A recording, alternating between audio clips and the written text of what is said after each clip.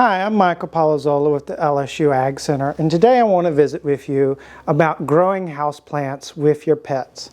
So I have two cats, and this one's itty bitty. So to keep itty bitty safe, there's several factors I want to consider when I'm growing houseplants. The number one factor I consider with houseplants and my pets is to make certain that any plant I bring in the house is not poisonous. That even relates to cut flowers. There's several cut flowers that I enjoy, that like daffodils, that I won't bring in the house because they're not really safe for cats were they to eat some of them. Lilies can be a similar thing. So I keep those outside and just don't purchase those. I keep them separate from my cats. Now for houseplants in particular, thankfully, there's a great many of them that are non-toxic or will only cause a little bit of discomfort if your pet manages to eat it. Part of it is knowing your cat. Thankfully, my cats tend to leave my houseplants alone. They only want to interact with them when I'm interacting with them, and I can scold my cat and he'll run away after he tries biting a handful.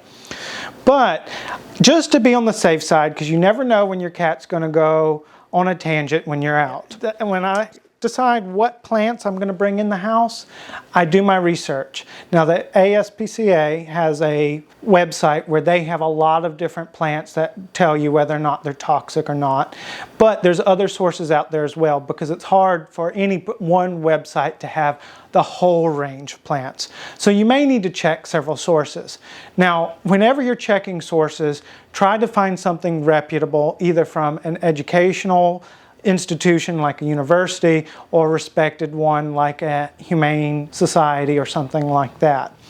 So you don't want to just find the top 10 best house plants for your house, safe for pets. You want to check and make certain, because we don't know what rigor went into some of those publications. So in one situation, there was one plant that I really wanted. It was very striking, and I found conflicting information about it. One resource would say it was safe and another would say it's not.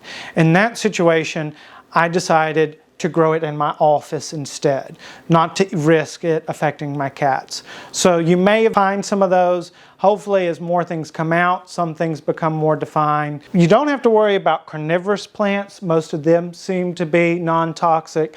Succulents are ones you're definitely going to want to check. In my research into it, about 50% of the succulents I looked into were fine, but the other 50% can be poisonous or at least upset their stomach real bad. So I double check any succulent I bring in and check the resources.